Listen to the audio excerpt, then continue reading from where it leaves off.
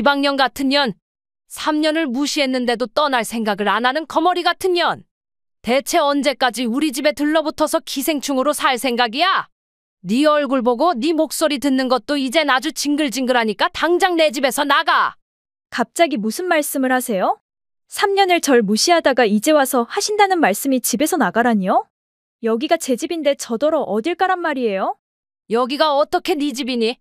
여긴 내 남편이 산 내 집이야. 결혼하고 3년 동안 이 집에서 살았으니까 제 집이기도 하죠? 아니 며느리인 너한테 이 집에 대한 권리는 없어. 넌 내가 나가라고 하면 나가야 하는 종년이야.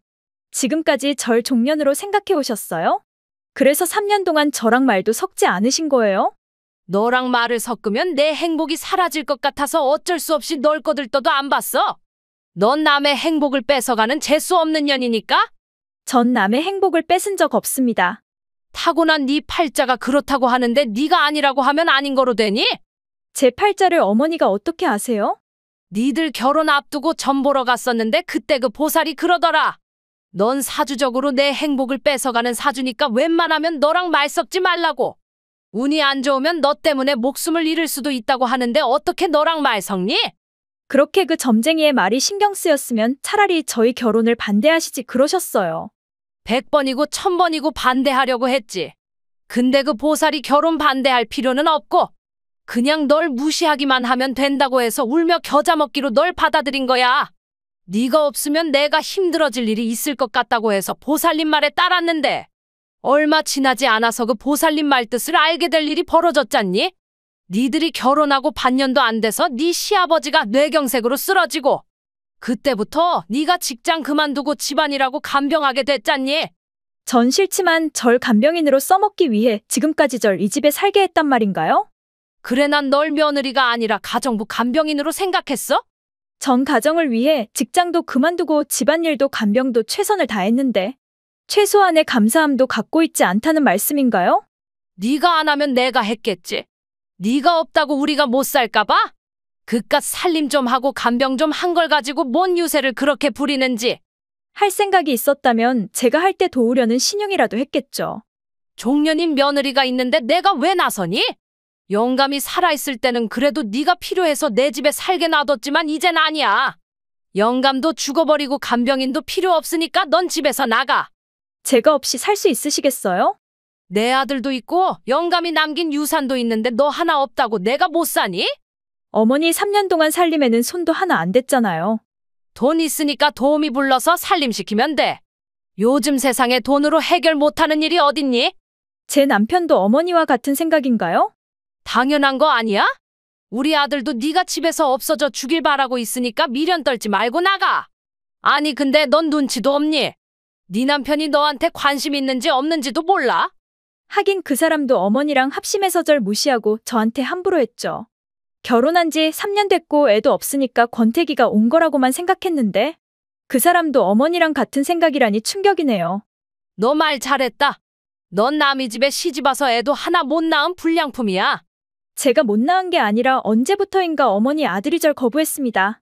하긴 영감을 간병하는 너한테서 더러운 냄새가 나서 같이 자기 싫다고 하긴 하더라. 지 몸 관리도 하나 제대로 못하는 여자랑 같이 자고 싶은 남자가 어딨겠어? 남도 아닌 자기 아버지를 간병한 절 더럽다고 했다고요?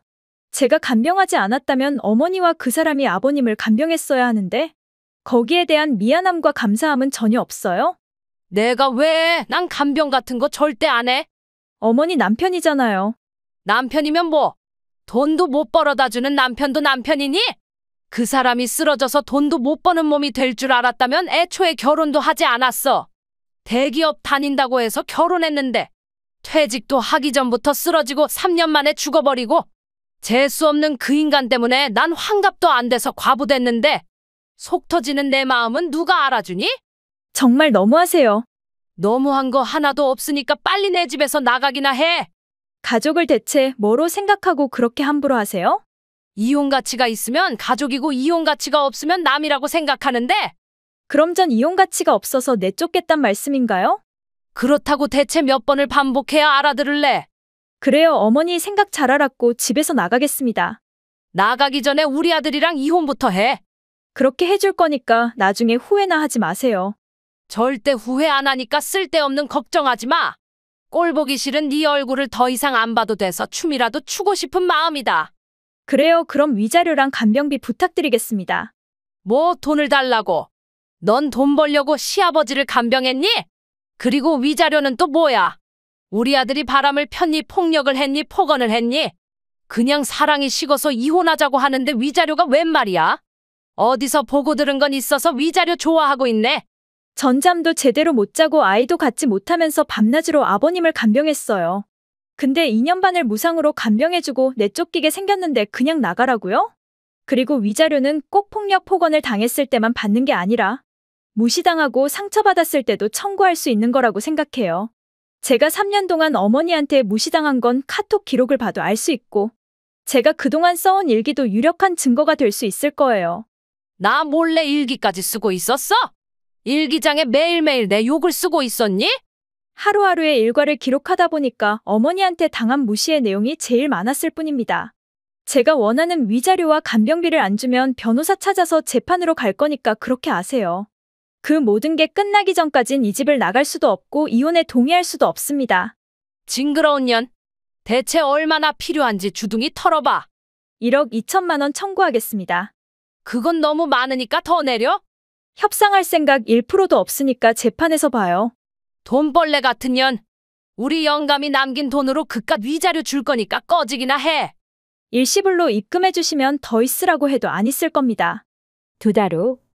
어제부터 전화를 몇 번이나 했는데 왜 안 받니? 전시모에 전화를 왜 받아요? 절 내쫓고 절대 후회 안 한다고 장담을 하시더니 왜요? 벌써 후회되는 일이 생겼나 봐요? 다 알면서 뭘 묻니? 우리 집 대출을 정말 네가 갚고 있었니? 2년 정도 제가 대출 갚았는데 이제야 아셨어요? 이 집은 내 남편이 산 집인데 왜 네가 대출을 갚았단 말이야? 아버님이 뇌경색으로 쓰러지고 나서 더 이상 대출 갚을 능력이 안 되자 아버님과 가족을 생각해서 제가 제 혼전재산으로 대출을 갚기로 했던 거예요. 적금 통장은 어머니가 틀어지고 있고 적금으로 대출을 갚자고 하면 어머니가 난리칠 게 뻔하니까 이러지도 저러지도 못하고 끙끙 앓기만 하시던 아버님이 불쌍해 보였거든요. 근데 그걸 왜 숨겼니? 자존심 센 시애미와 남편놈이 알게 되면 기죽을까봐 배려해서 말하지 않았는데요. 살던 곳에서 그냥 살면 되는데 그쪽과 그쪽 아들이 굳이 큰 아파트를 사자고 졸라서 산 집인데 대출을 못 갚게 되자 아버님만 스트레스 장난 아니게 받는 게 불쌍해서 제 돈을 아낌없이 베풀고 가정의 평화를 유지하려고 애썼는데 결국은 그렇게 헌신한 집에서 쫓겨나는 말로를 맞다니 그쪽이 생각해도 제가 너무 억울할 것 같지 않아요? 지금까지 네가 대출 갚았으면 앞으로도 계속 갚아야지. 갑자기 다 끊어버리면 우린 어떻게 살란 거야? 제가 왜 살지도 않는 쫓겨난 집에 대출금을 갚아야 한단 말이에요? 대체 무슨 소리를 하는지 의미를 모르겠네. 네가 대출을 갚지 않아서 우리가 그 집에서 쫓겨나게 생겼으니까 네가 책임져야지. 아들이 벌고 있는데 대출금을 갚으면 되지 왜 쫓겨나요? 우리 아들네 회사 요즘 경기가 안 좋아서 월급도 제대로 안 나와. 월급도 안 나오는 회사는 하루라도 빨리 그만두는 게 장땡이라고 알려주세요. 그 사람은 정말 아무것도 모르는 사람이니까요. 너 지금 내 아들을 무시하니? 그 사람이 어떤 사람인지는 엄마인 그쪽이 제일 잘할 거 아니에요. 내 아들은 세상에서 제일 똑똑한 애야. 내내 그쪽을 세상에서 제일 고집스러운 고슴도치 엄마라고 인정해줄게요. 헛소리 하지 말고 우리 집 날아가기 전에 빨리 대출금이나 갚아. 네가 안 갚으면 우린 길바닥에 나앉게 돼. 아버님 유산 많다고 절 내쫓았잖아요. 그 유산으로 나머지 대출 갚으면 되죠. 유산은 벌써 다 쓰고 없어. 어디다 썼어요? 너한테 알려줄 필요 없잖니? 겨우 2달 사이에 몇억 원을 탕진하는 것도 재주라면 재주네요. 이상하게 너하고는 대화가 안 돼. 저도 같은 생각이니까 다신 저한테 연락하지 마세요. 네 엄마한테 연락해서 고약한 네 버릇을 고치라고 할 거야. 절대 저희 엄마한테 민폐 끼치지 말아요. 그 애미의 그 딸이라고? 네가 그렇게 싸가지 없는 건 네 엄마를 닮아서였구나. 타고난 게 4가지가 없이 태어나고 가정교육도 못 따라가니까 더 말해 뭐해. 제 엄마한테는 절대 연락하지 말라고 했는데 기어이 하셨어요? 딸 자식 잘못 키워서 시댁에 민폐를 끼치니까 전화해서 좀 따졌어 안 되니? 이혼한 지가 언젠데 무슨 시댁이에요? 그리고 자식 잘못 키운 사람은 제 엄마가 아니라 그쪽입니다. 엄마 치마폭에서 놀아나는 마마보이를 낳고 키웠으니까 혼자서는 아무것도 못하는 마마보이가 회사에서 쫓겨나는 꼴을 면하지 못하게 되지. 우리 아들은 회사에서 쫓겨난 적 없어. 같은 회사에 다니는 지인한테 다 들었는데 어디서 구라치고 있어요? 일도 더럽게 못하고 어린 여자 후배들한테 집적거려서 회사에서 잘렸단 거 다 아는데 감출 걸 감추세요. 아들이 그딴 창피한 짓이나 하고 돌아다니는 게 부끄럽긴 하나 보네. 무조건 감싸려고 드는 꼴 보니까. 엄마는 원래 자식이 아무리 못나도 감싸줘야 하는 거야. 그것보다 넌 요즘 어떻게 지내니? 직장 찾아서 열심히 일 다니고 있는데요. 네가 일을 시작했다고? 3년이나 백수로 살았는데? 직장 그만두기 전에는 나름 대기업 계열의 회사에 다녔고 그때의 경력으로 새 직장을 찾는 게 그리 어렵진 않았는데요. 그럼 한 달에 200만 원은 벌겠다? 350만 원 버는데요. 뭐 350만 원 겨우 네 주제에 그렇게나 많이 번다고? 여전히 입만 열면 예의는 저리 차버리는 무식한 노인네군요. 뭔 노인네? 노인네를 노인네라고 하지 그럼 청년이라고 해요? 아 그래 내가 너랑 이딴 걸 따져서 뭐하니? 너 우리 아들이랑 다시 재결합할 생각은 없니? 너랑 헤어지고 재혼하려고 우리 아들도 나름 노력하긴 했지만 생각처럼 쉽지 않은 것 같아. 요즘 젊은 년들은 하나같이 영악해서 조건만 봐서 정이 떨어졌대. 돌고 돌아서 역시 네가 제일 좋다고 하니까 다시 집에 들어와. 기분 더러우니까 그딴 소리 하지 마세요. 뭐 기분이 더러워? 제가 뭐가 부족해서 그 집구석에 다시 들어가서 종년 노릇해요? 모르고 한 번 속았지 두 번을 속을 것 같아요? 내가 관여하기 전에는 니들 그래도 꽤 행복한 한 쌍이었잖니? 신혼 초에 잠깐 행복했었죠. 하지만 시애미가 끼어들어서 이간질하고부터 점점 사이가 멀어졌고 마지막에는 지엄마랑 합심해서 절 집에서 내쫓은 인간이잖아요. 그런 인간에 뭘 믿고 다시 만나요? 친정엄마랑 같이 살면 세상 편한데 뭐하러 그쪽들한테 가서 돈 바치고 노동력 제공해요? 우리 아들도 나도 반성하고 있어? 너가 다시 들어오면 다신 예전처럼 널 무시하지도 않고 내쫓지도 않겠다고 약속할게. 반성, 그따위 반성 따위에 제가 혹해서 넘어갈 거라고 생각하세요? 사람 바보 취급하는 것도 정도껏 하세요. 정말 다시 올 생각 없니? 그렇다고 몇 번을 말해요? 그럼 어쩔 수 없지. 집은 팔고 그 돈으로 살 수밖에. 집 팔면 못해도 1억 원은 나오니까 그 돈으로 어떡하든 살아봐야지. 다행이네요. 안 그래도 제가 그동안 아버님 대신 내어드린 대출금 4,500만 원을 돌려받으려고 했는데 잘 됐네요. 뭐 돌려받겠다고? 지가 내고 싶어서 내놓고 누구 보고 돌려달란 거야? 제가 무상으로 내준 건 아니고 아버님이랑 계약을 했거든요. 전 가족이니까 무상으로 내어드리려고 했지만 그건 안 된다고 아버님이 기어이 차용증을 쓰시고 제가 낸 대출금은 나중에 꼭 갚겠다고 하셨거든요. 그딴 거 난 몰라. 받고 싶으면 하늘에 있는 그 영감한테 가서 받아. 아버님 빚은 아버님 유산으로 갚아야지요. 그 집은 아버님이 남기신 유산이니까 그 집을 팔아서 빚을 갚아야 하는 거예요. 너 정말 무서운 여자구나. 지금까지 가만히 있다가 이제 와서 돈 내놓으라고 하는 이유가 뭐야? 그쪽들이 아버님이 남긴 유산을 다 쓸 때까지 기다렸죠.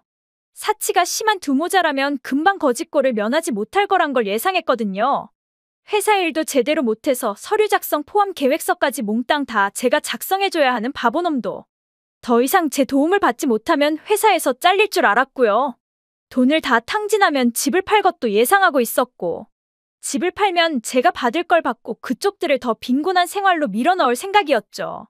우리를 힘들게 하는 게 네 행복이니? 슬프지만 그쪽들이 불행해야 제가 행복해질 것 같네요. 못난 년? 맘대로 말하세요.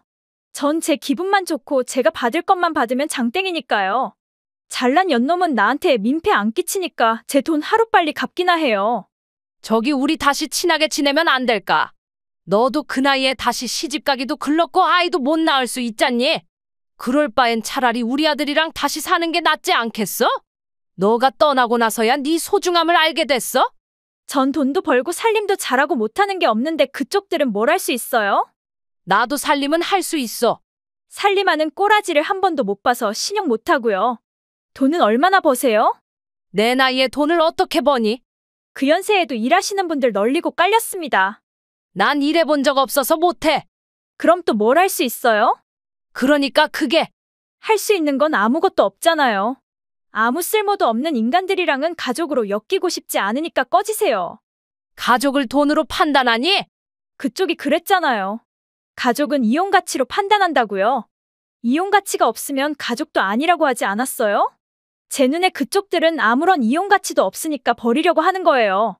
그러니까 제 돈이나 입금하고 저한테 빌붙을 궁리하지 마세요. 그 후 전시모와 전 남편은 어쩔 수 없이 집을 팔고 저한테 대출금 4,500만 원을 입금하고 나머지 돈으로 생활하긴 했지만 얼마 안 지나 있는 돈을 다 탕진하고 다시 무일푼으로 돼서 친척들 지인들한테 돈 빌리러 다닌다는 말을 들었습니다. 하지만 은행도 안 빌려주는 인간들한테 돈 빌려줄 사람들이 있겠습니까? 결국 시모는 난생 처음으로 간병일을 하면서 아들을 먹여 살린다고 들었습니다. 간병하는 사람을 더럽다고 무시하던 인간들이 결국 간병하는 일로 입에 풀칠하고 산다니. 참 아이러니하지요.